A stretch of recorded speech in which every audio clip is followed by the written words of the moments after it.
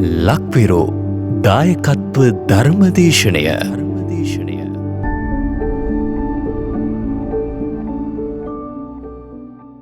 සාදු සාදු සාදු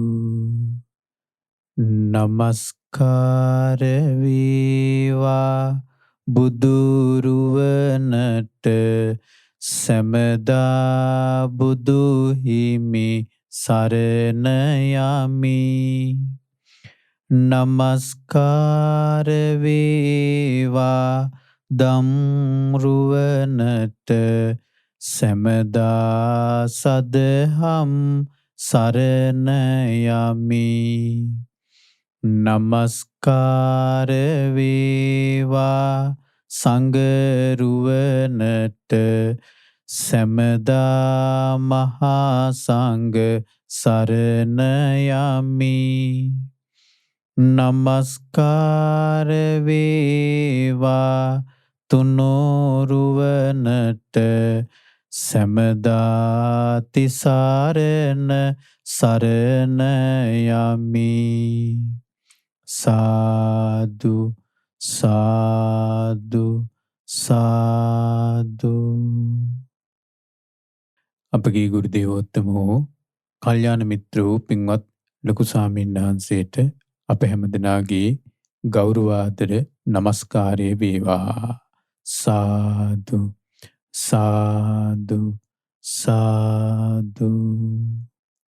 ශ්‍රද්ධාවන්ත වාසනාවන්ත පින්වත්නි, සම්බුද්ධත්වය කියලා කියන්නේ මේ තුන් ලෝකයේම යම් දෙවියෙක් හෝ වේවා, බ්‍රහ්මයෙක් හෝ වේවා, මනුස්සයෙක් හෝ වේවා, යම් කෙනෙක් තමන්ගේ ප්‍රඥාව නුවණ පරතරටම කෙලවරටම දියුණු කරනවාද යම් කෙනෙක්, ආන්නේ කෙලවරටම පරතරටම දියුණු කිරීම තමයි සම්බුද්ධත්වය. සම්මා සම්බුදුරජාණන් වහන්සේ නමකට විශේෂ ඥානයක් තියෙනවා. ඒකට කියනවා අනාවරණ ඥානය කියලා. ඒතර ඒක සම්මා සම්බුදුරජාණන් වහන්සේ නමකට විතරක් පවතින ඥානයක්. ඒ ඥානයට කිසිම දෙයක් ආවරණය වෙන්නේ නැහැ. කිසිම දෙයක් ආවරණය වෙන්නේ නැහැ. අතීතේ ඒ අතීතේ ආවරණය වෙන්නේ නැහැ. අනාගතේ ආවරණය වෙන්නේ නැහැ. වර්තමානයේ පවතින කිසිවක් ආවරණය වෙන්නේ නැහැ. දුර අණුව ආවරණය වෙන්නේ නැහැ. ළඟ අණුව ආවරණය වෙන්නේ නැහැ. එහෙනම් මේ කිසිදු සීමාවකින් තොරව සියල්ලම අනාවරණය වෙන අර්ථයෙන් තමයි, ඒ සියල්ල අවබෝධ කරගන්නා වූ අර්ථයෙන් තමයි බුදුරජාණන් වහන්සේට අනාවරණ ඥානිය තියෙනවා කියලා කියන්නේ. ඒ සම්බුද්ධත්වයේ ආන්නේ සම්බුද්ධත්වයේ ලැබුවේ වෙසක් පුර පසළොස්වක පොහොය දවසක. ඒක තමයි ප්‍රධානම දේ, සම්බුද්ධත්වයේ ලැබීම. ඒ වගේම ඒ බෝසතාණන් වහන්සේ තුසිත දිව්‍ය ලෝකෙන් චුත වෙලා මනුස්ස ලෝකේ අම්මා කෙනෙකුගේ මහා මායා දේවියගේ කුසේ පුරා දස මසක් වාසය කරලා ඒ අවසාන ජීවිතයේ, ඒ බෝසතාණන් වහන්සේගේ අවසාන ජීවිතයේ, සම්බුද්ධත්වයේ ලබන ජීවිතයේ මේ මනුස්ස ලෝකෙට ඉපදුනේ වෙසක් පොහොය දවසේ.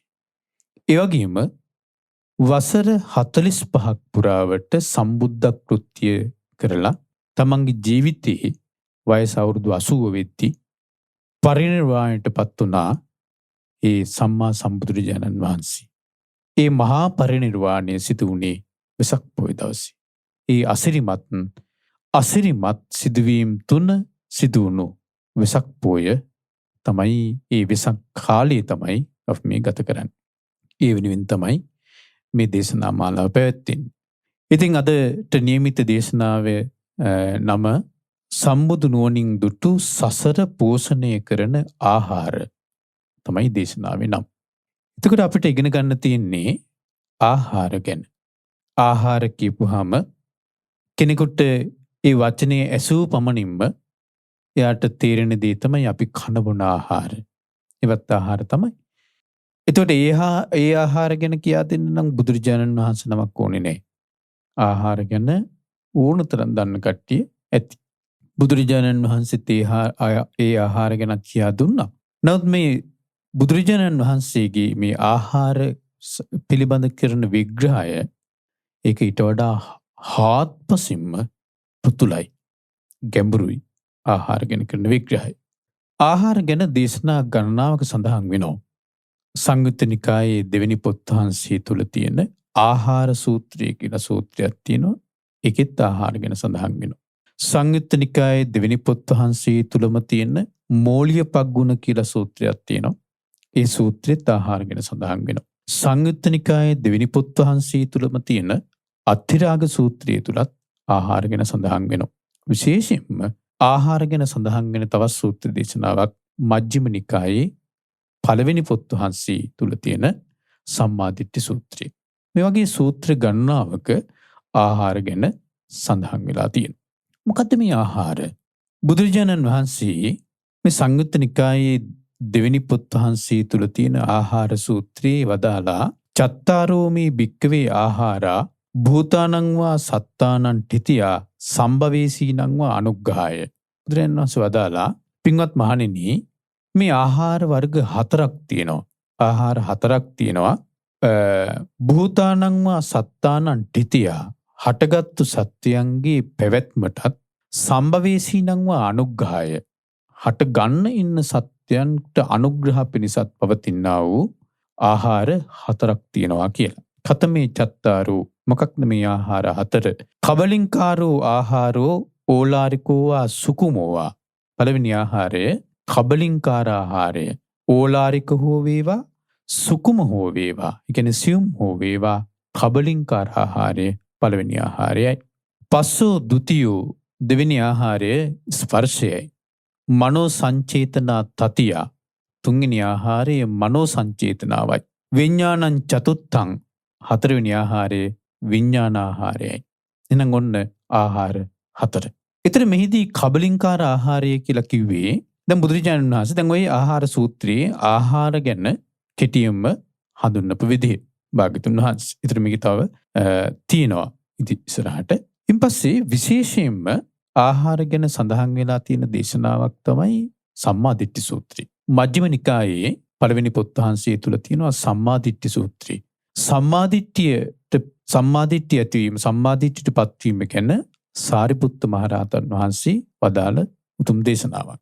මේ දේශනාවේ ඒ සම්මාදිට්ඨි කෙනෙක් තුල සම්මාදිට්ඨියට පත් වුණා කියලා කියන්න තියෙන අවස්ථා ගැන සඳහන් වෙන දේශනාවක්. ඒකේ එක අවස්ථාවක් තමයි සාරිපුත්ත මහරහතන් වහන්සේ දේශනා කරනවා ආයුෂ්මත්නි යම්කිසි කෙනෙක් ආහාර ගැන දන්නවා නම් ආහාරංච පජානාති. ආහාර ගැන දන්නවා නම් ආහාර සමුදයංච පජානාති. ආහාරයන්ගේ හට ගැනීම ගැන දන්නවා නම් ආහාර නිරෝධංච පජානාති. ආහාරයන්ගේ නිරෝධය ගැන දන්නවා නම් ආහාර නිරෝධ ගාමිනී පටිපදංච පජානාති. ආහාර නිරුද්ධ කරන මාර්ගය ගැන දන්නවා නම් එත්තාවතාපිකෝ ආවුසෝ අරිය ශාවකෝ සම්මාදිට්ඨි හෝති. ආශිමත්නි ආර්ය ශ්‍රාවකයා ඉපමණකින් සම්මාදිට්ඨියෙන් යුක්තයි. උජුගතාස්ස දිට්ඨි දෘෂ්ටිය ඍජුයි. ධම්මේ අවෙච්ඡප්පසාදීන සමන්නාගතු ධර්මයේ කෙරෙහි අවෙච්ඡප්පසාදයට පැමිණියා කියලා කියන්න පුළුවන්. ආගතෝ ඉමන් සද්දම්මන්ති ධර්මයේ වෙත පැමිණි කෙනා කියලා කියන්න පුළුවන් කියන. මොකක් දැනගත්තොත්ද? ආහාර ගැන දන්නවා නම්. එහෙනම් ඔන්න යම්කිසි කෙනෙක් ආහාර ගැන දන්නවා නම් ආහාර කිව්වේ අර කැම බීම කියන අර්ථය නෙවෙයි. අපි එතනින් අපි ඉස්සරහට එමු. ඒක නෙවෙයි මේ කියන්නේ. ආහාර කියලා කිව්වේ මේ ආහාර 4මයි. කබලින්කාර ආහාර, පස්ස ආහාර, මනෝ සංචේතන ආහාර, විඥාන ආහාර කියන ආහාර 4මයි. ඔන්න ඔය ආහාර 4 ගැන දන්නවනම් යම්කිසි කෙනෙක් ආහාරංච පජානාති. ආහාර සමුදයංච පජානාති. ආහාරවල හට ගැනීම ගැන දන්නවනම් ආහාරයන්ගේ හට ගැනීම ගැන දන්නවනම් ඉන්පස්සේ ආහාරවල නිරෝධය දන්නවනම් ආහාර නිරුද්ධ වෙන විදිහ දන්නවනම් ආහාර නිරුද්ධ කරන මාර්ගය ආහාර නිරෝධ ගාමිනී පටිපදාව ගැන දන්නවා නම් ඉපමණකින් ඒ ආර්ය ශ්‍රාවකයා සම්මාදිට්ඨියෙන් යුක්තයි. සම්මාදිට්ඨිය කියන්නේ සෝතාපන්නයි. ඔන්නේ නම් යමෙක් සෝතාපන්නයි කියලා කියන්නේ මේ පුංචි නිකන් මේ අද මේ සෝතාපන්නයි කියන එක නිකන් ලේබලයක්. සමහර කට්ටිය දෙන මේ පොඩි සහතිකයක් වගේ එකක් සෝතාපන්න වීම. නමුත් සෝතාපන්න වීම කොපමණ එයා තුළ අවබෝධයක් තියෙනවාද කියලා තේරෙනවා මෙන්න මේවත් ශ්‍රවණය කරත් ඉගෙන ගනිත්. ආහාර ගැන දන්නවා නම් ආහාරවල හට ගැනීම, ආහාරවල නිරෝධය, ආහාර නිරෝධ කරන මාර්ගය ගැන දන්නවා නම් එපමණකින් සම්මාදිට්ඨිය හොති සම්මාදිට්ඨියෙන් යුක්තයි. උජුගතාස දිට්ඨි දෘෂ්ටිය ඍජුයි. දෘෂ්ටිය ඍජු වුණා කියලා කියන්නේ සම්මාදිට්ඨියට ආවා. සම්මාදිට්ඨියටපත් වුණා. උජුගතාස දිට්ඨි. ධම්මේ අවෙච්ඡප්පසාදීන සමන්නාගතෝ ධර්මයේ කිරී නොසැලෙන පැහැදීමකට ආවා. ආගතු ඉමන් සද්ධම්ම ධර්මයේ වෙත පැමිණියා. ඔන්න ආහාර ගැන අර 4 ආකාරයෙන් දන්නවා නම් ඒ ආර්ය ශ්‍රාවකයාගේ ස්වභාවය. එහෙනම් පින්වත්නි අපි මේ ආහාර ගැන ඉගෙන ගන්න ඕනි. මොකද සෝතාපන්න වෙන්න මේ බුද්ධ ශාසනයේ පින්වත්නි යම්කිසි කෙනෙක් ලබන්නා වූ අවම ප්‍රතිඵලය සෝතාපන්න වීම. අවම ප්‍රතිඵලය. එතකොට සෝතාපන්න උනේ නැත්තම් යම්කිසි කෙනෙක් සෝතාපන්න වෙන්න බැරි වුණොත් එහෙම දැන් සෝතාපන්න කෙනාට තමයි බුදුරජාණන් වහන්සේ නියතෝ සම්බෝධි පරායනෝ කියලා කිව්වේ. ධර්මයේ නියත වශයෙන් අවබෝධ කරගන්න කෙනා කියලා කිව්වේ. එම්ප සෝතාපන්න කෙනාට තමයි බුදුරජාණන් වහන්සේ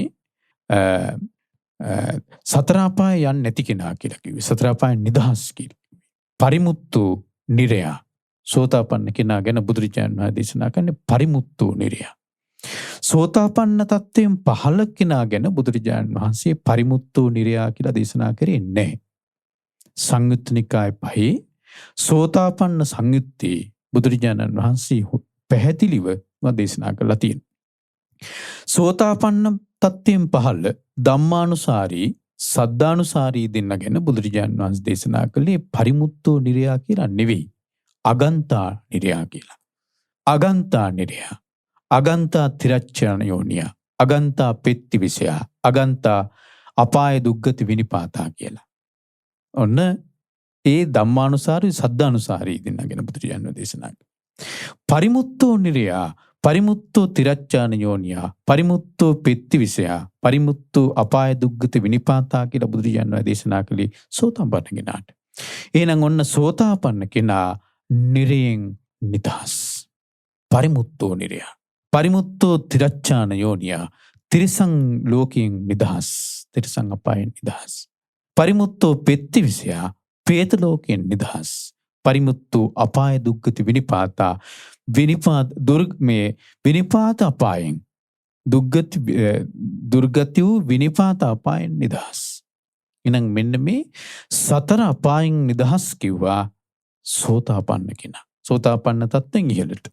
සෝතාපන්න, සකදාගාමි, අනාගාමි, අරහත් මේ හතර දෙනා ගැන බුදුරජාණන් වහන්සේ දේශනා කරන්නේ පරිමුත්තෝ කියලා. එහෙනම් ඔන්න දැන් යමෙක් සෝතාපන්න වෙනකොට ওই තත්ත්වයටපත් ඒ කියන්නේ බලන්නකෝ සතර අපායෙන් නිදහස් තත්ත්වයටපත් වෙන්නේ සෝතාපන්න වෙනකොට. හරි? එහෙනම් සෝතාපන්න වීම පුංචි දෙයක් නෙවෙයි. සෝතාපන්න වෙන්න එයාට ඕනේ මොකද්ද? ආහාර ගැන අවබෝධය. ආහාර ගැන අවබෝධය ඕනේ සෝතාපන්න වෙන්න. සම්මාදිට්ඨියටපත් වෙන්න ඕනේ සෝතාපන්න වෙන්න. එහෙනම් ඒ අතින් බැලුවත් පින්වත්නි ආහාර ගැන ඉගෙන ගැනීම අපිට අත්‍යවශ්‍යයි. අවශ්‍යම වොමනයි. ආහාර ගැන ඉගෙන ගන්න. එහෙනම් ඔන්න පළවෙනි ආහාරය තමයි කබලින්කාර ආහාරය.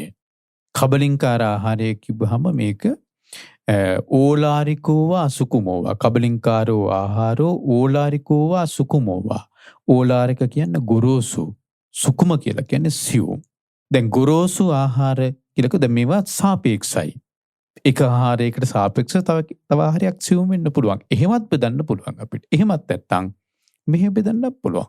දැන් මනුස්ස ලෝකී, තිරිසන් ලෝකී වගේ සත්ත්වයෝ ගන්නේ ඕලාරික ආහාර. ඒ ආහාර ඕලාරිකයි. ගොරෝසුයි. ගොරෝසු ආහාර. ඒකට හේතුව තමයි දැන් මේ කබලින්කාර ආහාරය කිව්වහම පින්වත්නි මේ අපි දැන් බත් පාන් මුං ඇට කවුපි මේ වගේ දේවල් දැන් මේ කබලින්කාර ආහාරය කියලා අපි ගන්නෙ. ඒතර ඒ බත් පාන් මුං ඇට කවුපි වගේ දේවල් ගත්තට අපේ මේ ශරීරයට බත් ගත්තට පාන් ගත්තට අපේ මේ ශරීරේ පෝෂණය වෙන්නේ ඒ බත් ඇටෙන් නෙවෙයි. ඒක තියෙන ඕජාවෙන්. ඕජාවෙන්. ඒක නිසාම ආහාරයට කියනවා ඕජට්ටමකං රූපකලාපං ආහාර තීති තස්මා නාම ආහාරෝති උච්චති කියලා. ඕජට්ටමකං රූපකලාපං. එතකොට ආහාරේ අන්න ආහාරයෙන් ගෙන දෙන දේ මොකද්ද? ඕජට්ටමකං රූපකලාපං. ඕජාව අටවෙනි කොට ඇති රූපකලාප ගෙනත් දෙන නිසා. පඨවි ආපෝ තේජෝ වායෝ වර්ණ ගන්ධ රස ඕජා. මේ තමයි සුද්දාෂ්ටකය කියලා කියන මෙන්න මේකට. පඨවි ආපෝ තේජෝ වායෝ වර්ණ ගන්ධ රස ඕජා. එතකොට මේක තමයි සුද්දාෂ්ටකය. එතකොට කබලින්කාර ආහාරයෙන් ගෙනත් දෙන්නේ මෙන්න මේ සුද්දාෂ්ටකය. ඒකයි ඕජට්ටමකං රූපකලාපං ආහාර තීති තස්මා නාම ආහාරෝති උච්චති. එහෙනම් ඔන්න මේ ඕජාව අටවෙනි කොට ඇති මේ රූප කලාප ගෙනත් දෙන නිසා මේකට ආහාර කියලා කියනවා. කබලින්කාර ආහාරයට. එහෙනම් ඒකින් දැන් බත් පාන් මුං ඇට කවුප් මේ මොනවා ගත්තත් අපි ආහාරයක් විදිහට ඒකින් ශරීරයේ පෝෂණය කරන්නේ මේ ඕජාව තුලින්. ඒ ආහාරයේ තියෙන ඕජාවෙන් තමයි මේ ශරීරය පෝෂණය කරන්නේ. එතන අපි බත් ගත්තට පාන් ගත්තට කවුපි ගත්තට මේ ශරීරය ඇතුළේ මොනව තැම්පත් වෙලා නැහැ. මේ බත් පාන් කවුපි මේ මොනවත් මේ ශරීරය ඇතුළේ තැම්පත් වෙලා නැහැ. එහෙනම් මේකට අවශෝෂණය වෙන්නේ ඕජාව. ඒ ඕජාවෙන් තමයි මේ රූපය පෝෂණය වෙන්නේ. ඕජාවෙන් රූපය පෝෂණය වෙන්නේ. එතකොට ඒ ගොරෝසු. එතකොට සියුම් ආහාර කිව්වේ සුකුම කියලා කිව්වේ. ඕලාරිකං වා සුකුමං වා. සුකුම කියලා කිව්වේ කෙලින්ම ඕජාව. දෙවිවරුන්ට බත් පාන් කවුපි මුං ඇට මේ වගේ දේවල් කන්න ඕනේ නැහැ. දෙවිවරුන්ගේ ආහාරය කෙලින්ම ඕජාවමයි. අපිට ඕජාවම ගන්න බෑ. මේ මනුස්ස ලෝකයේ අපිට තිරිසන් ලෝකයේ තිරිසන් සත්තුන්ට කෙලින්ම ඕජාව ගන්න බෑ. අපි ගන්න ඕන ගොරෝසු ආහාරය ඇතුළට දාලා ඒකෙන් ඇතුළෙන් ඕජාව වෙන් කර ගන්න ඕනේ. එතකොට ගොරෝසු ආහාරය අපිට ගන්න වෙනවා ආහාරයක් විදිහට. හැබැයි දෙවිවරුන්ට, බ්‍රහ්මයන්ට, ඒ වගේම ඇතැම් ප්‍රේත ලෝකවල ඒ කර්මානුරූපව සිද්ධ වෙන්නේ. ප්‍රේත ලෝකවල ප්‍රේතයන්ට, ඒ වගේම නිරේ නිරිසතුන්ට වගේ කිලින් ඕජාවම ගන්න පුළුවන්. අනේ ඕජාවම ආහාරයක් විදිහට ගන්න පුළුවන්. මේ ගොරෝසු ආහාරය අරගෙන හපලා එල්ල එහෙම මුං ඇට කවුපි වත් පාන් මේ කොස් දෙල් මේ වගේ දේවල් ගන්න ඕනේ නැහැ. කෙලින්ම ඕජාව ගන්න පුළුවන්. එහෙනම් මේ ඒ අර්ථෙන් ගත්තත් මේ ඕජාව දැන් ගොරෝසු විදිහට ආහාරයක් ගත්තත් ඕජාමය වශයෙන් ගත්තත් මේ දෙකම කබලින්කාර ආහාරයයි. ඒතර කබලින්කාර ආහාරය අපි කටින් කඩලා ගන්න ආහාර, කටින් හපලා කඩලා ගන්න ආහාරය කියලා කිව්වොත් ඒ අර්ථයෙන් වැරදි. මොකද අපි හිතමු දැන් ඔන්න අසනීප වෙනවා කෙනෙක්. ඒ අසනීප වෙන කෙනාට සේලයින් දෙනවා. ඒතර ඒ සේලයින් දෙන එක එයාගේ ශරීරයේ රූපය පෝෂණය කරන්න තමයි ඒක උපකාර වෙන්නේ. රූප කලාප හැදෙන්න තමයි උපකාර වෙන්නේ. හරි? එතකොට ඒ සේලයින් කියන එකත් කබලින්කාර ආහාරය. ඒක අපි කටින් ගන්න එකක් නෙවෙයි. කටින් කඩලා ගන්න එකක් නෙවෙයි සේලයින් කියලා කියන්නේ. නමුත් ඒකත් කබලින්කාර ආහාරය. එහෙනම් කබලින්කාර ආහාරය කියන එක හොඳට තේරුම් ගන්න. කබලින්කාර ආහාරය මේ රූපය පෝෂණය වෙන්න, රූප කලාප හැදෙන්න, රූපය පෝෂණය වෙන්න උපකාරී වන්නා වූ ආහාරය. කබලින්කාර ආහාරය. එතකොට ඒ කබලින්කාර ආහාරය ගැන තවත් අපි කතා කරොත් එහෙම පින්වත්නි දැන් ඔන්න අපි හිතමු මම කැලේකට යනවා. ඒ කැලේකට යනකොට දැන් මම ගන්නේ බත් පාන් කවුපි මුං ඇටනේ. ඒතර මං ගන්නේ බත් පාන් කවුපි මුං ඇට වගේ මේ වගේ ආහාර මම ගන්න. හරි. එතකොට මම ඒ ආහාර ගන්නේ මගේ මේ රූපය, ශරීරය, ස්වරූපය පෝෂණය වෙන්න. ඒතර මේකෙන් තමයි ඒක පවතින්නේ. ඒ කියන්නේ රූපයට ආහාර සමුදය, රූප සමුදය කියලා කියන්නේ. ආහාරයෙන් මේ රූපේ සමුදය වෙන්නේ කියලා කියන්නේ. එතකොට මම ඔන්න මගේ ශරීරයේ මගේ මේ රූපේ හැදෙන්නේ ආහාර වලින්. එතකොට ඔන්න මට ආහාරය අර බත් පාන් කවුපි මුං ඇට කොස්දෙල් මේ වගේ දේවල් මට ආහාරය. එතකොට මම කැලියකට හරි යනකොට කොටියෙක් සිංහෙක් වලහෙක් මට පැනලා මගේ කකුලක් කඩාගත්තොත් එහෙම කඩාගෙන කෑවොත් එහෙම ඒ සතාට ආහාරය මාව. ඒ සතාට ආහාරය මාව. ඉතින් මම මේ රූපය කියලා කිව්වට දැන් මගේ මේ ශරීරය මේ රූපය කියලා කිව්වට මේ රූපය තව කෙනෙකුට ආහාරයක්. ඉතින් මගේ කකුලක් කඩාගෙන අර සිංහෙක්ව කොටියෙක්ව වලසෙක්ව කෑවට ඒ කොටියාගේ සිංහයාගේ වලහෙගේ හැදෙන්නේ අතක් නෙවෙයි. මගේ අතක් කඩාගෙන කෑවට අතක් නෙවෙයි හැදෙන්නේ. ඒ සතාට ඒක කබලින්කාර ආහාරයක්. ඒ සතාගේ රූප කලාප වර්ධනය වෙන්නේ. හරි. එහෙනම් රූපය කෙලින්ම දකින්න. දැන් මගේ රූපය තව කෙනෙකුට කබලින්කාර ආහාරයක්. මගේ රූපය තව කෙනෙකුට කබලින්කාර ආහාරයක්. දැන් මාළුවෙක් ඉන්නවා. ඒ මාළුවාගේ තියෙන රූපයක්නේ. ඒ රූපය මට ආහාරයක්. මාළුවා ඒ රූපය මට ආහාරයක්. එහෙනම් ඔබ දකින්න රූපය කෙලින්ම කබලින්කාර ආහාරය විදිහට. කබලින්කාර ආහාරය විදිහට කෙලින්ම දකින්න රූපය. වෙනසක් නෑ. කබලින්කාර ආහාරය විදිහට රූපයම දකින්න වෙනසක් නෑ. එහෙනම් ඔන්න මෙන්න මේ ඒ අර්ථයෙන් ඔබ ගන්න කබලින්කාර ආහාරය කියන එක. හරි? රූපය කියන අර්ථයෙන් ගන්න කබලින්කාර ආහාරය කියන එක. එහෙනම් කබලින්කාර ආහාරය යම් කෙනෙක් අවබෝධ කරන රූපය අවබෝධ කරගන්න. ඊළඟට අපි යමු පස්ස ආහාරයට. පස්ස ආහාරය. දැන් තවත් අපි චුට්ටක් මේ කබලින්කාර ආහාරයක දැන් කබලින්කාර ආහාරය ආහාරයක් විදිහට බුදුරජාණන් වහන්සේකට උපමාවක් දේශනා කරනවා. ලස්සන උපමාවක්. ලස්සනයි කියලා කිව්වට මේ උපමාව මේ ආහාර හතරටම බුදුරජාණන් වහන්සේ දේශනා කරලා තියෙන උපමා හරි භයානකයි. මොකද්ද උපමාව? කබලින්කාර ආහාරයට බුදුරජාණන් වහන්සේ දීලා තියෙන උපමාව. දැන් ඔන්න කාන්තාරයක් මැදින් යනවා අම්මයි තාත්තයි පුංචි දරුවයි. ආහාරත් අරගෙන වතුරත් අරගෙන කාන්තාරෙන් ඉගොඩ වෙන්න යනවා. දැන් මේ කාන්තාර මාර්ගයේ කාන්තාරේ මැද හරියට යනකොට ආහාර ඉවර වෙනවා. දැන් මේ අම්මටයි තාත්තටයි දරුවටයි කාන්තාරෙන් ඉගොඩ වෙන්න දැන් බැතවත කාන්තාරේ සෑහෙන දුරක් යන්න තියෙනවා. ඒතර ආහාර ඉවරයි. මේ තුන්දෙනාට මැරෙන්න වෙනවා දැන් කාන්තාරේ මැදදී. මේ අම්මයි තාත්තයි කතා කරගන්නවා. දැන් අපි මොකද කරන්නේ? අම්මා තාත්තයි කතිකා කරගන්නවා. දැන් අපි අපේ ප්‍රියමනාප එකම දරුවා ඉන්නවා. මේ දරුවා මරාගෙන අපි මස් ටික කාලා මේ කාන්තාරෙන් එතර වෙමු. දරුවා මරාගෙන මස් ටික කාලා කාන්තාරෙන් එතර වෙමු. අම්මා තාත්තා ළඟට යවනවා දරුවා මරන්න. තාත්තා කියනවා මට බෑ කියලා. තාත්තා අම්මා ළඟට වෙනවා. ඔයා මරන්න කියලා. දැන් මෙහෙම දැන් මේ තුන්දෙනාම හෙම්බත් වෙලා ඉන්නේ. දැන් අර දරුවා අම්මා ළඟින් තාත්තා ළඟට තාත්තා ළඟින් අම්මා ළඟට මෙහෙම හට්ට මෙහෙට යනකොට දරුවා තෙහෙට්ටුවට වෙහෙසට මැරෙනවා. මැරුණාට පස්සේ අර අම්මයි තාත්තයි කල්පනා කරන මේ දරුවාගේ මස් ටික අපි කමු. දැන් මේ මස් ටික උයලා කන මසක් නෙවෙයි. දැන් මේ මස් ටික ලුණු ඇඹුල් දාලා උයලා හොඳට රස කර කන මසක් නෙවෙයි. මේක මේ මස් ටික මේ අම්මයි තාත්තයි කන්නේ කාන්තාරයෙන් ඉතිරි වෙන්න. කාන්තාරයෙන් ඉතිරි වෙන්න. එතකොට මේ අම්මයි තාත්තයි මස් ටික කන්නේ සතුටින්ද? රස කරද? සතුටින්ද? නැහැ.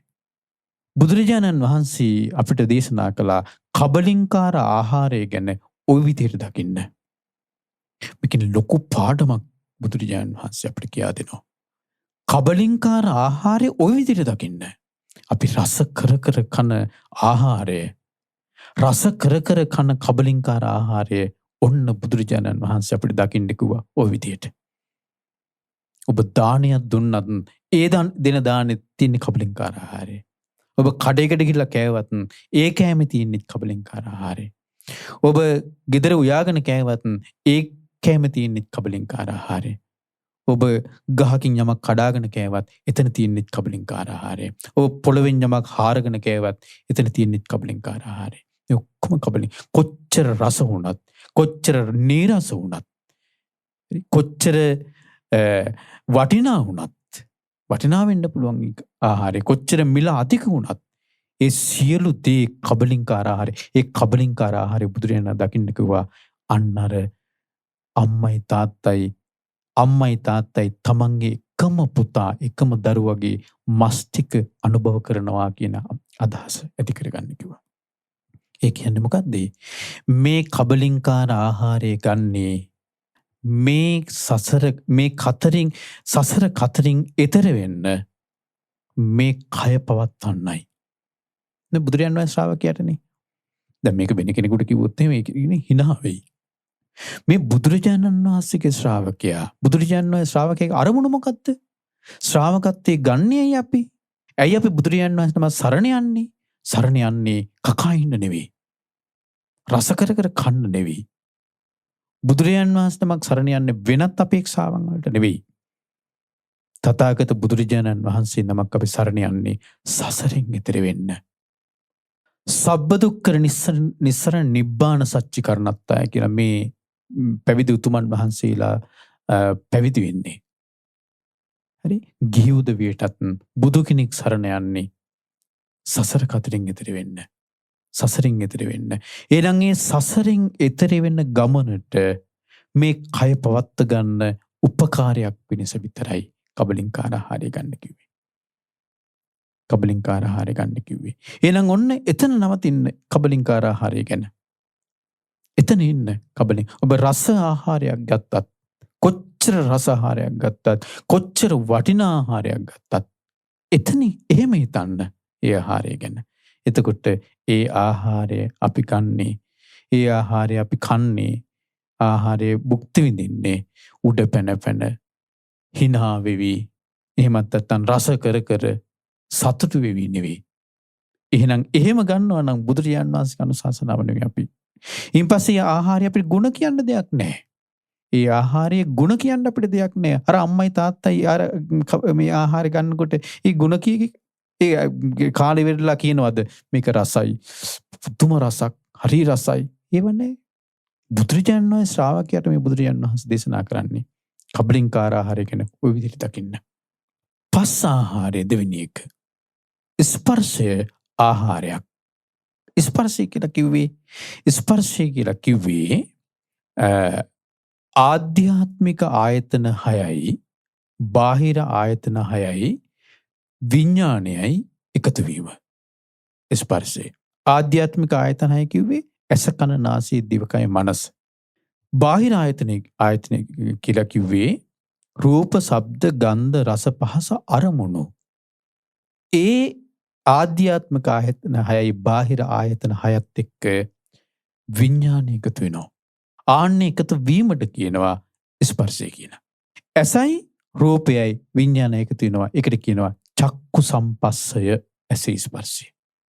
කනයි ශබ්දයයි විඥානය එකතු වෙනවා. ඒකට කියනවා සෝත සම්පස්සේ, නැත්නම් කනේ ස්පර්ශය. මේක ආහාරයක්. හරි? මේක ආහාරයක්. ඒතර මොකක්ද මේක ආහාරමය කෘත්‍යය? දැන් මොකක්ද මේ ආහාරය කියන්නේ? දැන් ඉපදුණු සත්‍යයන්ගේ පැවැත්මටත් ඉපදින්න ඉන්න සත්‍යයන්ට අනුග්‍රහය පිණිසත් උපකාරී වන්නා වූ දේ තමයි ආහාරය. හරි? එතකොට මේ ස්පර්ශය ඉපදුණු සත්‍යයන්ගේ පැවැත්මට ඕනද? දැන් අපේ ජීවිතේ පැවැත්මට ස්පර්ශය කෙනෙක් වැදගත්ද? ඔව්. ස්පර්ශය නැත්තම්, ස්පර්ශය කියන එක නැත්තම් අපේ ජීවිතයක් නැහැ. ස්පර්ශය කියන එක නැත්තම් ජීවිතයක් නැහැ. ඒතනේ දැන් පස්සපච්චය සලය පස්සපච්චය වේදනා. ස්පර්ශ හේතු කරන විඳීම හට ගන්න. හරි? වේදනා විඳීම හේතු කරගෙන සංඥාව හට ගන්නවා. ඒක විඳින දේ හඳුනා ගන්නවා. විඳින දේ හඳුනා ගන්නවා. හඳුනගන්න දේ ඔස්සේ චේතනා පහළ වෙනවා. හරි? ඒතර වේදනා සංඥා චේතනා වේදනා සංඥා චේතනා ස්පර්ශය මුලින් ඇතුණා. ස්පර්ශය හේතු කරගෙන තමයි ටික උනේ. වේදනා සංඥා චේතනා පස්ස මනසිකාරය අවධානය මනසිකාරය තියෙනවා එතන. ওই ටිකට කියනවා නාම කියලා. රූප කියනවා සතර මහා ධාතුන්ට. එහෙනම් මේ නාම රූප යම් තැනක හැදුනත් එතන ඇස හැදෙනවා. කන නාසය දිවකය මනස හැදෙනවා. ඇස කන නාසය දිවකය මනස කියලා කියන්නේ ඉපදීමත් එක්ක අපිට ලැබිච්ච දේ. ඉපදෙනකොට අපිට ලැබිච්ච දේ. ඉපදීලා ජීවත් වෙනවා කියලා කියන්නේ ඇස පරිහරණය කරනවා. රූප බලනවා. කන පරිහරණය කරනවා. ශබ්ද අහනවා. නාසය පරිහරණය කරනවා. ගඳ සුවඳ විඳිනවා. දිව පරිහරණය කරනවා. රස විඳිනවා. කය පරිහරණය කරනවා. පහස ලබනවා. මනස පරිහරණය කරනවා. අරමුණු ගැන හිතනවා. මේක නේද අපි ජීවත් වෙනවා කියලා කියන්නේ. ඒතර ජීවත් වෙනවා කියලා කියන්නේ මෙතනින් එහාට දෙයක් අපි කරනවද? මේ හයට අමතරව තව මොනවද අපි කරන්නේ ජීවත් වෙනවා කියලා. ඔච්චරයි. එහෙනම් ජීවත් වෙනකොට යම්කිසි කෙනෙක් හටගත්තු සත්‍යයන්ට පැවැත්ම කියලා කියන්නේ මේ ජීවත් වීම. ඒ ජීවත් වීම කියලා කියන්නේම ඇසෙන් රූප බැලීම, කනින් ශබ්ද ඇසීම, නාසයෙන් ගඳ සුවඳ විඳීම, දිවෙන් රස විඳීම, කයින් පහස ලැබීම, හිතින් හිතීම. හරි? එහෙනම් දැන් ඇසින් රූප බලනවා කියලා කියන්නේ එතන ස්පර්ශයනේ තියෙන්නේ. ස්පර්ශයෙන් තොරව එකක් නැහැ. කනින් ශබ්ද අහනවා කියලා කියන්නේ එතන තියෙන ස්පර්ශය, කනේ ස්පර්ශය.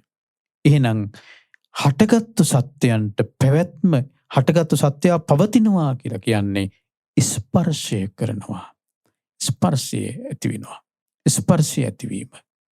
හට ගන්න සත්‍යයන්ට උපකාරී පිණිස ස්පර්ශ හේතු වෙනවද? ඔව්. නැවත හට ගන්නත් සත්‍යයන්ට ස්පර්ශයේ උපකාර වෙනවා. ඒ කොහොමද? දැන් බලන්නකෝ. දැන් අපි ඇසින් රූපයේ දකිනකොට දැන් අපි උඩිස්සලා කතා කරලා තියෙනවා අනාථ පිණ්ඩිකෝවාද සූත්‍රයේ අපි කතා කරලා තියෙනවා අනාථ පිණ්ඩික ගෘහපතියට සාරිපුත්ත මහරහතන් වහන්සේ දෙන අවවාද. අනාථ පිණ්ඩික සිටුතුමා මරණාසන්න මොහොතේ සාරිපුත්ත මහරහතන් වහන්සේ දෙන අවවාද. අනාථ පිණ්ඩික සිටුතුමාට සාරිපුත්ත මහරහතන් වහන්සේ දේශනා කරනවා මෙන්න මේ විදිහට හික්මෙන්න කියලා. කොහොමද හික්මෙන්න කියන්නේ? න චක්කුං උපාදිස්සාමි. ගෘහපතිය ඔබ ඇසට බැඳෙන්න එපා. න රූපං උපාදිස්සාමි. ගෘහපතිය රූපයට බැඳෙන්න එපා. න චක්කු විඤ්ඤාණං උපාදිස්සාමි. හික්මෙන්න කියනවා මම ඇසී විඤ්ඤාණයට බැඳෙන්නේ නැහැ කියලා හික්මෙන්න කියනවා. න චක්කු සම්පස්සං උපාදිස්සාමි. ඇසේ ස්පර්ශයට මම බැඳෙන්නේ නැහැ කියලා හික්මෙන්න කියනවා. ඊපස් දේශනා කරනවා දැන් ඇසට බැඳෙන්න එපා කියලා හික්මෙන්න කියනවා. න චක්කු නිස්සිතං විඤ්ඤාණං භවිෂ්‍යති. ඇස ඇසුරු කරගෙන විඤ්ඤාණය පවත්වන්නේ කියලා හික්මෙන්න කියනවා. හරි? රූපය ඇසුරු කරගෙන විඤ්ඤාණය පවත්වන්නේ කියලා හික්මෙන්න කියනවා. ඇසේ විඤ්ඤාණය ඇසුරු කරගෙන විඤ්ඤාණය පවත්වන්නේ කියලා හික්මෙන්න කියනවා. ඇසේ ස්පර්ශය ඇසුරු කරගෙන විඤ්ඤාණය පවත්වන්නේ කියලා හික්මෙන්න කියනවා. ඒ කියන්නේ ඇසේ විඤ්ඤාණය ඇසුරු කරගෙන විඤ්ඤාණය පවත්වන්නේ කියලා හික්මෙන්න කියනවා. ඇසේ ස්පර්ශය ඇසුරු කරගෙන විඤ්ඤාණය පවත්වන්නේ කියලා හික්මෙන්න. මෙහෙම ඇස කන නාසය දිවකය මනස මේ කොඩම් මේ දේශනා කරනවා. ඒ සිළු දේ සම්බන්ධයෙන් සාරිපුත්ත මහරහතන් වහන්සේ අවවාද කරන ගෘහපතිය. එතන මොකක්ද මේ කියන්නේ? ඇසට බැඳෙන්නේ නැහැ කියලා හික්මෙන්න කියනවා. ඇස ඇසුරු කරගෙන විඤ්ඤාණය පවත්වන්නේ නැහැ කියලා හික්මෙන්න කියනවා. එහෙනම් ඔන්න ඇස ඇසුරු කරගෙන අපි විඤ්ඤාණය පවත්වනවා. රූපයට බැඳෙන්නේ නැහැ කියලා හික්මෙන්න කියනවා. රූපය ඇසුරු කරගෙන විඤ්ඤාණය පවත්වන්නේ නැහැ කියලා හික්මෙන්න කියනවා. ඇසේ විඤ්ඤාණයට බැඳෙන්නේ නැහැ කියලා හික්මෙන්න කියනවා. ඇසේ විඤ්ඤාණය ඇසුරු කරගෙන විඤ්ඤාණය පවත්වන්නේ නැහැ කියලා හික්මෙන්න කියනවා. දැන් ඔන්න බලන්නකෝ.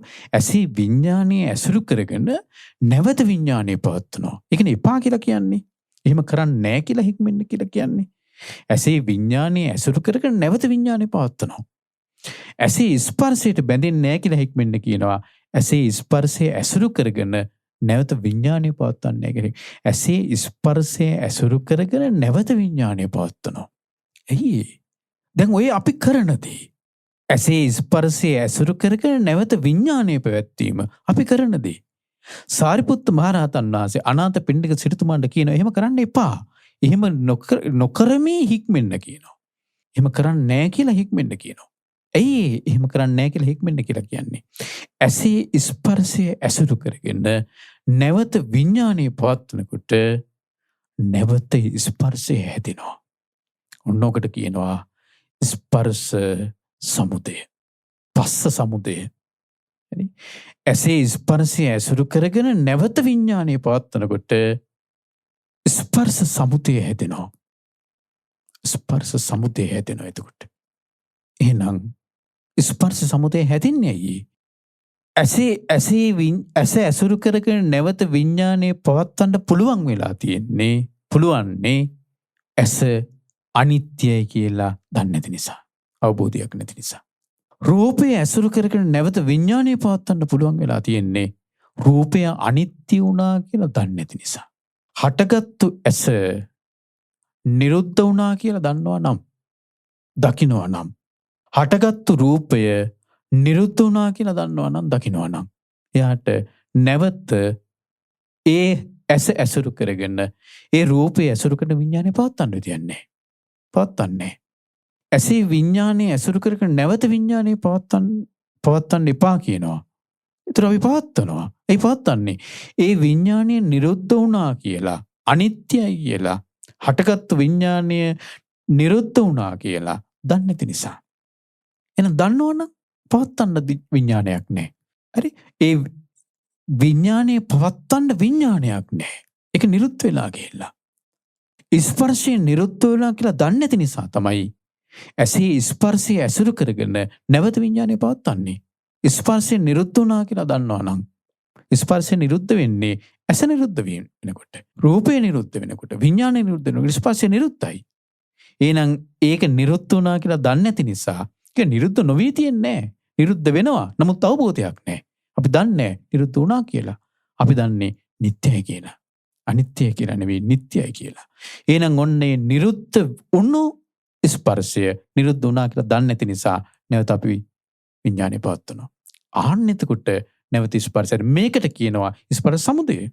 එතකොට ස්පර්ශ නිරෝධය කියලා කියන්නේ ස්පර්ශ නිරෝධය කියලා කියන්නේ අර නැවත දර ඒ හැදෙන ස්පර්ශ සමුදය හැදෙන්නේ නැත්තම් එතන ස්පර්ශ නිරුද්ධ වෙලා යනවා. ස්පර්ශ නිරෝධය. හරි? ඒ ස්පර්ශ නිරෝධය එහෙනම් ඔන්න ස්පර්ශයේ තියෙනවා ස්පර්ශ සමුදයේ තියෙනවා ස්පර්ශ නිරෝධයේ තියෙනවා. මජ්ජී සූත්‍රයේ බුදුරජාණන් දේශනා කරනවා ස්පර්ශය ඒකාන්තයක්. ස්පර්ශ සමුදය දෙවෙනි අන්තය. ස්පර්ශ නිරෝධය මජ්ජී මැද. ස්පර්ශ නිරෝධය ඔන්න ඔය ස්පර්ශ නිරෝධය සාක්ෂාත් කරන්න ඕනි. ස්පර්ශය ආහාරයක්. ඒතර මේ ස්පර්ශය ඔන්න සසර නැවත පෝෂණය කරනවා. අර ස්පර්ශයේ සමුදය තුලින් නැවත සසර පෝෂණය කරනවා. ස්පර්ශ සමුදය වෙවි නැවත හදනවා. පෝෂණය කරනවා. එහෙනම් ඉපදුණු සත්‍යයට පැවැත්ම පිණිසත් ඉපදෙන්න ඉන්න සසර පෝෂණය කරන්නත් මෙන්න මේ ස්පර්ශ ආහාරය හේතු වෙනවා. ස්පර්ශ ආහාරය හේතු වෙනවා. ඔන්න දෙවෙනි ආහාරය. තුන්වෙනි ආහාරය තමයි මනෝ සංචේත. දැන් ස්පර්ශ ආහාරය බුදුරජාණන් දකින්න කියලා කිව්වා හැම ගහපු එළදෙනක් වගේ. හැම ගහපු එළදෙනකට කොහේ ගියත් ඔබට මේ උපමාව අහලා තියෙනවා.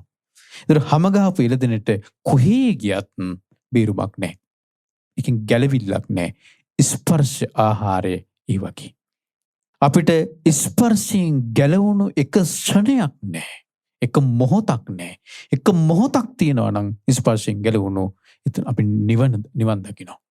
ස්පර්ශයෙන් ගැලවුණු එක මොහොතක් හැදුනොත් එහෙම නිවන් දකිනවා. ස්පර්ශයෙන් ගැලවුණු එක මොහොතක් නැහැ.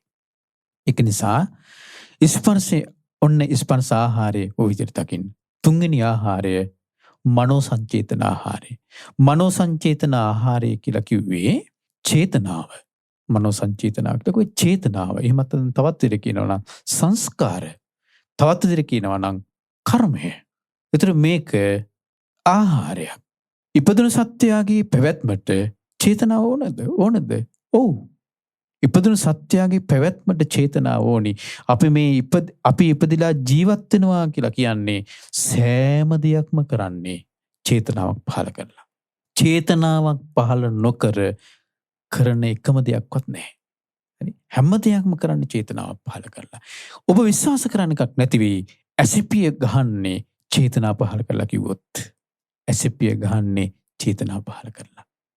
හුස්ම ගන්නේ චේතනා පහළ කරලා කිව්වොත් එහෙම ඔබ විශ්වාස කරන එකක් නැති වෙයි. හුස්ම ගන්නේ චේතනා පහළ කරලා. එහෙනම් එපමණකින්වත් මේ ඉපදුණු සත්‍යයේ පැවැත්මට චේතනාව උබණයි නම් එතනින් එහා ඊට වඩා ගොරෝසු විවදෙන්න ගැන කවර කතාවද? නේ? එහෙනම් ඉපදුණු සත්‍යයේ පැවැත්ම කියලා කියන්නේ චේතනාත්මකව කරන දෙයට. ඉපදෙන්න හේතු වෙනවද? සසර පැවැත්මට මේ චේතනාව හේතු වෙනවද? ඔව්. කර්මය. මේ සෑම දෙයකින්ම චේතනාව පහළ කරලා යම් දෙයක් කරයිද, යම් දෙයක් කියයිද, යම් දෙයක් සිතයිද, කර්මයක් රැස් වෙනවා. චේතනාවක් පහළ කරලා යමක් කියයිද, යමක් කරයිද, යමක් සිතයිද, කර්මයක් රැස් වෙනවා. ඒ කර්මයට විපාකයක් තියෙනවා. ඒ කර්මයට විපාකයක් තියෙනවා. ඒ විපාකය දික්ඨ ධම්ම වේදිනී වශයෙන් වෙන්න පුළුවනි. මේ ජීවිතේ වෙන්න පුළුවනි. එහෙමත් නැත්නම් ඊළඟ ජීවිතේ වෙන්න පුළුවනි. එහෙමත් නැත්නම් සසර පුරාවට යම් දවසකද සසරෙන් නිදහස් වෙන්නේ ඒ තාක් යන්න පුළුවනි. එහෙනම් සසර හැදෙන්නේ චේතනාව තුළ. භව ගමන හැදෙනවා චේතනාව තුළ. හරි? එහෙනම් ඔන්න චේතනාව, එහෙමත් නැත්නම් මේ මනෝ සංචේතනාව, එහෙමත් නැත්නම් මේ සංස්කාර, එහෙම නැත්නම් කර්මය මේ භව ගමන හැදෙන්න සත්‍යංගේ සසර ගමනට පැවැත්ම හදනවා. පැවැත්මට උපකාර වෙනවා. එහෙනම් මනෝ සංචේතන ආහාරය මේ ජීවිතයේ අපේ ජීවිත පැවැත්මටත්, මේ ජීවිතයේ පැවැත්මටත්, සසර ගමන පැවැත්මටත් හැදෙන්නත් ඒකාන්ත වශයෙන් උපකාර වෙන ආහාරයක්. ඒතර මනෝ සංචේතන ආහාරය බුදුරජාණන් වහන්සේ දකින්න කිව්වා ගිනි අඟුරු වලක් තියෙනවා. මේ ගිනි අඟුරු වලට යම්කිසි කෙනෙක් සොරෙක් අල්ලගෙන ඇද්දගෙන යනවා අර ගිනි අඟුරු වලට දාන්න. ගිනි අඟුරු වලට කිට්ටු වෙන්න අර පුජ්‍යලයා ඈතට ගිනි අඟුරු වලින් ඈතට අදිනවා. ඒ වගේ බලන්න කිව්වා. ඒ වගේ දකින්න කිව්වා. ගිනි අඟුරු වලට වැටුනොත් ඒ කාන්ත වශයෙන්ම මහා දුකකටපත් වෙන්න වෙනවා. මහා දුකකටපත් වෙන්න වෙනවා. ඒ කාන්ත වශයෙන්ම. එහෙනම් ඒ විදිහට දකින්න කිව්වා මනෝ සංචේතනාව. ඒ විදිහට දකින්න කිව්වා චේතනාව. චේතනාව, සංස්කාරය, කර්මය. ඒ කර්මයේ කුමන කර්මයක් හෝ වේවා. ඒක පුණ්‍ය කර්මයක් වෙන්න පුළුවනි. පාප කර්මයක් වෙන්න පුළුවනි. ආනෙන්ජාමි කර්මයක් වෙන්න පුළුවනි. ඒ කුමන කර්මයක් වුණත් ඒ සෑම කර්මයක්ම, ඒ සෑම චේතනාවක්ම, ඒ සෑම සංස්කාරයක්ම දකින්න කිව්වා අර ගිනි අඟුරු වලක් වගේ.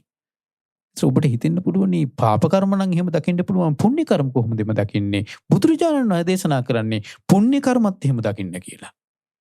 එතනනේ චේතනාව, මනෝ සංචේතනාව අර විදිහට දකින්න කිව්වා.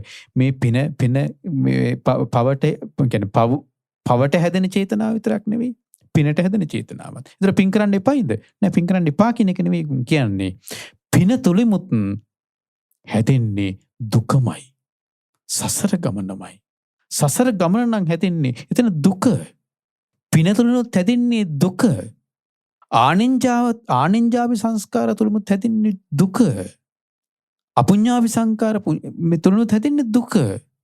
ඒකයි බුදුරජාණන් වහන්සේ මේ සංස්කාර, එහෙම නැත්නම් මනෝ සංචේතනාව, එහෙම නැත්නම් කර්මය ගිනි අඟුරු වලක් වගේ දකින්න කිව්වේ. ගිනි අඟුරු වලක් වගේ දකින්න කිව්වා ඒක. ඒක නිසා පින්වත්නි හොඳට තේරුම් ගන්න. මේකෙන් අදහස් කරන්න පින් කරන්න එපා කියන එක නෙවෙයි. හැබැයි අපි බුදුරජාණන් වහන්සේ ශ්‍රාවකයාට බුදුරජාණන් වහන්සේ දේශනා කරන්නේ සසර හදනවා. සසර හදනවා. ඒක නිසා ගිනි අඟුරු වලක් වගේ. මේක මගේ උපමාවක් නෙවෙයි. බුදුරජාණන් වහන්සේ උපමාවක්. එහෙනම් ඔන්න මනෝ සංචේතන ආහාරය, හතරවෙනි ආහාරය විඥාන ආහාරය. විඥානය කියලා කිව්වේ දැන ගැනීම. හරි? අපිට ගොඩාක් විස්තර වශයෙන් මේ ආහාර ගැන කතා කරන්න කාල වේලාව මදි. නැත්තම් මේ මම බොහොම කෙටියෙන්, ඉතාමත්ම කෙටියෙන් ඔබට මේ කියා දෙන්නේ. ගොඩාක් විස්තර වශයෙන් කතා කරන්න පුළුවන් මාතෘකාවක් ආහාරය. විඥානාහාරය. විඥානය කියන්නේ දැන ගැනීම. විජානාතීතිකෝ භික්ඛවේ තස්මා විඥාන. දැන් මේ දැන ගැනීම නැත්නම් විඥානය හටගත්තු සත්‍යයන්ගේ පැවැත්මට උපකාර වෙනවා. ඇයි? දැන් බලන්නකෝ ඇසින් රූප බලනවා කියලා කියන්නේ ඇසේ විඥානයේ ඇසේ පිහිටීමනේ. පිහිටියානේ. ඇසේ විඥානයේ නොපිහිටියා නම් ඇසින් රූප පේන්නේ නැහැ. ඒ කියන්නේ රූප ඒ දැනගැනීමේ සිත ඇසේ පහළ නොවුනා නම් රූප පේන්නේ නැහැ. එහෙනම් එන රූප ලෝකයක් නැහැ. කනින් ශබ්ද අහනවා කියලා කියන්නේ ඒ ශබ්දේ දැනගැනීමේ සිත කනේ හටගත්තා. සෝත විඥානේ හටගත්තා. ඒ හට නොගත්තා නම් කනින් ශබ්ද අහන්නේ නැහැ. එහෙනම් ඇසින් රූප බැලිල්ලයි, කනින් ශබ්ද ඇහිල්ලයි, නාසයෙන් ගඳ සුවඳ විඳින එකයි, දිවෙන් රස විඳින එකයි, කයින් පහස ලබන එකයි, සිතින් හිතන එකයි. ඔකට තමයි අපි ජීවත් වෙනවා කියලා කියන්නේ. මේ ජීවිතේ පැවැත්ම කියලා කියන්නේ. එහෙනම් මේ පැවැත්මට විඥාණය අත්‍යවශ්‍යයි. විඥාණය අත්‍යවශ්‍යයි. එහෙනම් ඔන්න ඒ ඉපදුණු සත්‍යයේ පැවැත්මට නැවත හැදින්න, නැවත සසර හැදින්නේ විඥාණයනේ. හරි. දැන් බුදුරජාණන් දේශනා කරන්නේ දැන් ඔන්න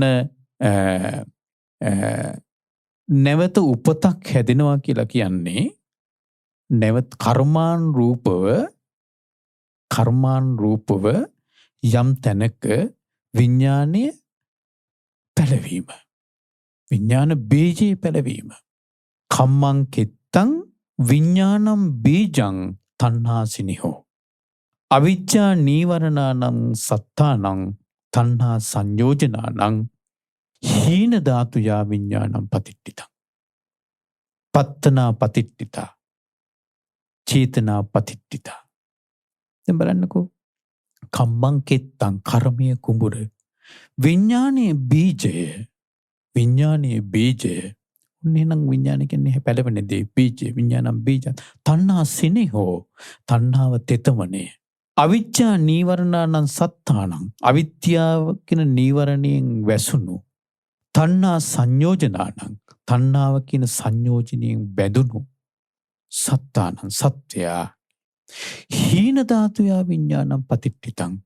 හීන ධාතුව කියලා කිව්වේ කාම ලෝක. මේ තියෙන කාම භවයේ. කාම ලෝකේ. එහෙනම් ඔන්න කාම ලෝකී උපත හැදෙනවා. කාම ලෝකේ උපත හැදුනේ. අවිජ්ජා නීවරණං සත්තානං තණ්හා සංයෝජනානං හීන ධාතුයා විඥානම් පතිට්ඨිතං. විඥානේ පිහිටනවා හීන ධාතුවේ. කාම ලෝකේ. ඒතර මොකද වෙන්නේ? පිහිටන්නේ කොහෙද? කුමුරේ. කම්මං කෙත්තං. ඒ විඥානේ කියන බීජය පැලවෙන්න ඕන කරනවා තෙතමනය. තණ්හාව තියෙනවා. තණ්හාවෙන් තෙත්තෙනකොට අර කර්මයේ කියන කුමුරේ වැටුණු විඥානින් බීජය පැලවෙනවා. පැරුණා කියලා මොකද්ද? ඔන්න හැදුනා නැවත උපත. ඒ කාම ලෝකයේ උපත. කම්මං කෙත්තං විඥානම් බීජං තණ්හා සිනෙහු අවිජ්ජා නීවරණං සත්තානං තණ්හා සංයෝජනං මච්චිමා ධාතුයා විඥානම් පතිට්ඨිතං. මච්චිමා ධාතුයා මධ්‍යම ධාතුවේ. මධ්‍යම ධාතුවේ කියලා කිව්වේ රූප ලෝකවල. හරි. කාම ලෝක කියලා කිව්වේ නිරය, තිරිසන් ලෝකේ, പ്രേත ලෝකේ, අසුර ලෝකේ, මනුස්ස ලෝකේ, දිව්‍ය ලෝක. මේවා කාම ලෝක. එහෙනම් ඔන්න ඉස්සලා කාම ලෝකේ උපත හැදිච්ච විදිය. දැන් ඔන්න රූප ලෝකේ මජ්ක්‍ධිමා ධාතුයා විඥානම් පතිට්ඨිතං. චේතනා පතිට්ඨිතා. පත්තනා පතිට්ඨිතා. එහෙනම් ඔන්න මජ්ක්‍ධිම රූප ලෝකේ විඥානය පිහිටනවා. රූප ලෝකේ උපත හැදෙනවා. ඊට පස්සේ පනීත ධාතුයා විඥානම් පතිට්ඨිතං. ප්‍රනීත ලෝකේ කියන අරූප ලෝකේ. එහෙනම් කාම ලෝකේ හෝ ඒවා, රූප ලෝකේ හෝ ඒවා, අරූප ලෝකේ හෝ ඒවා විඥානය යම් විඥානයක් පිහිටියාද ඒ විඥානයේ පිහිටනකොට ක්ෂේත්‍රය හැදිලා කර්මානුරූපව අර විඥානයේ පිහිටන්නේ. තණ්හාවෙන් තෙත්තෙනකොට විඥානය පැලවෙනවා. ඔන්න උපත හැදිලා.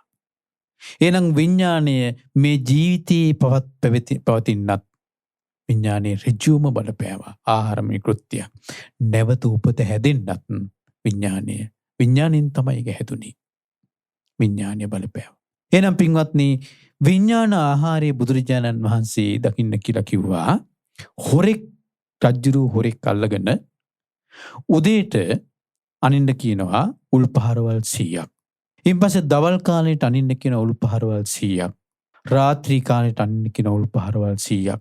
දවසකට උල්පහරවල් 300ක් අනිනවා. ඒ වගේ දකින්න කිව්වා විඥානය. විඥාන ආහාරය. විඥාන ආහාරය දවසට උල්පහරවල් 100ක් අනිනවා වගේ දකින්න කිව්වා. බලන්නකතර මේ උපමා හතර. පළවෙනි උපමාව අර තමන්ගේම දරුවගේ මස් කන එක. දෙවෙනි උපමාව හැම ගහපු එළදෙන. තුන්වෙනි උපමාව ගිනි අඟුරු වල. හතරවෙනි උපමාව උල්පහරවල් 100ක් දවසකට 300ක් දවසකට අනින ඒ වේදනාව. එතකොට පින්වත්නි මේ උපමා හතරම සාමාන්‍යයෙන් ගත්තොත් එහෙම ඒක නිකන් ගොරෝසු උපමා. භයානක උපමා. එයි ආහාර වලට මේ දෙන්නේ. ආහාර වලට සාමාන්‍යයෙන් බුදුරජාණන් වහන්සේ විඥානය කියන එකට පංච උපාදානස්කන්ධයේ විඥානයට බුදුරජාණන් වහන්සේ පංච උපාදානස්කන්ධය විස්තර කරන තැන විඥානය දුන්නේ උපමාව නෙවෙයි. මායූපමංච විඥාන. මායාකාරයක් වගේ කියලා විඥානයේ උපමාව දුන්නේ. හරි? ඊට පස්සේ පංච උපාදානස්කන්ධය විස්තර කරන සංස්කාර වලට බුදුරජාණන් වහන්සේ දුන්න ගිනි අඟුරු වලේ උපමාව නෙවෙයි. එතන සංස්කාර දුන්න උපමාව තමයි කෙහෙල් ගහක් වතුරු ගහනවා වගේ කෙහෙල් කඳක් වගේ. ඒතර මේ ආහාරවලදී බුදුරජාණන් වහන්සේ දෙන්නේ භයානක උපමා. ඒ විදිහට දකින්න මේක ආහාරමය කෘත්‍යයක් විදිහට ඒ විදිහට දකින්න කියලා බුදුරජාණන් වහන්සේ. එන ඔබ හොඳට තේරුම් ගන්න. දැන් අපිට ගොඩාක් විස්තර කරන්න බැරි වුණා. කබලින්කාර ආහාරය, ස්පර්ශ ආහාරය, මනෝ සංචේතන ආහාරය, විඥාන ආහාරය මේ හතරම පින්වත්නි හටගත්තු සත්‍යයේ පැවැත්මටත් සසර හදන්නත් සසර පෝෂණය කරන්නත් මේ ආහාර හතරම උපකාර වෙනවා. ඒක නිසා හොඳට අවබෝධ කරගන්න මේ ආහාරය. එහෙනම් ඔන්න ආහාර ගැන මේ විදිහට දන්නවා නම් ඉන්පස්සේ ආහාර සමුදය ආහාර හට ගැනීම ගැන දන්නවා නම් ආහාර නිරෝධය ගැන දන්නවා නම් ආහාර නිරුද්ධ කරන මාර්ගය ගැන දන්නවා නම් ittavatapiku ආවසු අරිය ශාවකෝ සම්මාදිට්ඨිය හොති. එහෙනම් ඔබට ඕන නම් සම්මාදිට්ඨියටපත් වෙන්න, සෝතාපන්න වෙන්න, සතර අපායන් නිදහස් වෙන්න, සක්කාය දිට්ඨි විචිකිච්ඡා සීලබ්බත පරාමාස කියන මේ සංයෝග ධර්ම තුන ප්‍රහාණය කරන්න, නියත වශයෙන් ධර්මය අවබෝධ කරගන්න කෙනෙක් බවට පත් වෙන්න, පෘථග්ජන භූමියෙන් ඉක්මවා යන්න ඔබට ඕන නම් මොකක්ද ඔබ කළ යුත්තේ? ඔබ දැනගත යුත්තේ ආහාරංච පජානාති. ආහාර කියන දැනගන්න, ඉගෙන ගන්න, අවබෝධ කරගන්න. ආහාර සමුදයංච පජානාති. ආහාර වල හට ගැනීම ගැන දැනගන්න, ඉගෙන ගන්න, අවබෝධ කරගන්න. ආහාර නිරෝධංච පජානාති. ආහාර නිරෝධය ගැන, ආහාර නිරුද්ධ වීම ගැන දැනගන්න, ඉගෙන ගන්න, අවබෝධ කරගන්න. ආහාර නිරුද්ධ කරන මාර්ගය ගැන දැනගන්න, ඉගෙන ගන්න, අවබෝධ කරගන්න. ඔබ අප හැමදෙනාට ඒ ආහාර ගැන හොඳට ඉගෙනගෙන අවබෝධ කරගෙන ආහාර සමුදය ගැන අවබෝධ කරගෙන ආහාර නිරෝධය ගැන අවබෝධ කරගෙන ආහාර නිරුද්ධ කරන මාර්ගය ගැන අවබෝධ කරගෙන සම්මා දිට්ඨියටපත් වෙන්න වාසනාව ලැබේවා. නියත වශයෙන් ධර්මය අවබෝධ කරගන්න කෙනෙක් බවට පත් වෙන්න වාසනාව ලැබේවා. සතර අපායන් නිදහස් වුණු කෙනෙක් බවට පත් වෙන්න වාසනාව ලැබේවා. මේ ගෞතම බුදුසසුනේ ධර්මය අවබෝධ කරගන්න අප හැමදෙනාට වාසනාව උදා වෙත්වා. සාදු සාදු සාදු.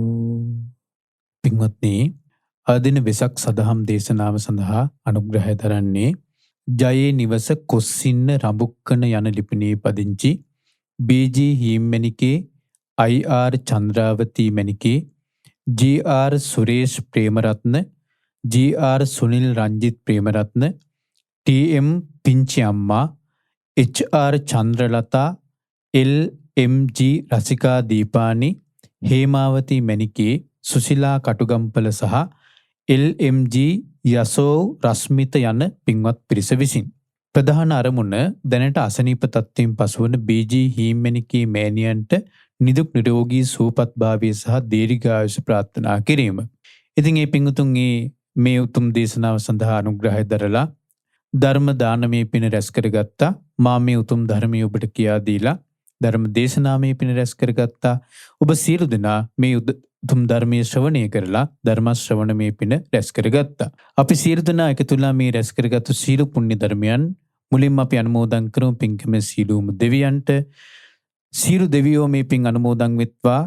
දෙවියන්ට ධර්මාවබෝධය පිණිසම මේ පින උපකාර වෙත්වා. කල්යාණ මිත්‍ර පින්වත් ලොකු ස්වාමීන් වහන්සේට මේ පින් අනුමෝදන් වේවා. නිදුක් නිරෝගී සුවපත් භාවයේ සැලසේවා. මේ ගෞතම බුදුසසුනේ උතුම් චතුරාර්ය සත්‍ය ධර්මය අවබෝධ කරගන්න වාසනාව උදා වේවා. දායකත්ව දරූ සීලුම පින්වතුන්ගේ නමින් නන් අයුරින් උදව්පකාර කළ සීල පින්වතුන්ගේ නමින් අනන්ත සසර පුරාවට මිය පරලෝකයේ සීලූම ඥාතිත මිත්‍රාදීන්ට මේ පින් අනුමෝදන් වෙත්වා. පරලෝක ජීවිත සුවපත් වෙත්වා, සපවත් වෙත්වා, සංසාර දුකින් අත් මිදෙත්වා. සුජීවත්ව සිටින පවුලේ සීලූම නෑදෑ හිතමිතුරන් පිරිසට නිදුක් නිරෝගී සුවපත් භාවයේ සහ දීර්ඝායුෂ සැලසේවා. දායකත්ව දරූ සීල පින්වතුන්ට එම පවුල්වල සීල දෙනාට සහ නන් අයුරින් උදව්පකාර කළ සීල පින්වතුන්ට නිදුක් නිරෝගී සුවපත් භාවයේ සහ උතුම් වූ චතුරාර්ය සත්‍ය ධර්මයේ අවබෝධය පිණිස මේ පින උපකාර වෙත්වා. මහමෙවුනා වාසී සීල පින්වත් ස්වාමීන් වහන්සේලා ඇතුළු සීලෝම පින්වත් ස්වාමීන් වහන්සේලාටත් අනගාരികා මෑණියන් වහන්සේලාටත් පැවිදි අපේක්ෂක සියලු දූපුතුන්ටත් ශ්‍රද්ධා කාර්ය මණ්ඩලයේ සියලු දෙනාටත් මේ සියලු පින් අනුමෝදන් වෙත්වා. ශ්‍රද්ධා මාසික ධර්ම දාන සමාජිකාවන් සීලූම දෙනාට ඔබ අප හැමදෙනාගේ ගුරුවර දෙමාපිය ඥාති හිත මිත්‍රාදීන් සීලූම දෙනාටත් මේ පින් අනුමෝදන් වෙත්වා. නිදුක් නිරෝගී සුවපත් භාවයේ සැලසෙත්වා. මේ ගෞතම බුදුසසුනේ උතුම් චතුරාර්ය සත්‍ය ධර්මය අවබෝධ කරගන්න වාසනාව උදා වෙත්වා. සාදු සාදු සාදු. හැමදෙනාටම තෙරුවන් සරණයි. නමෝ බුද්ධාය. ලක්විරෝ දායකත්ව ධර්මදේශනය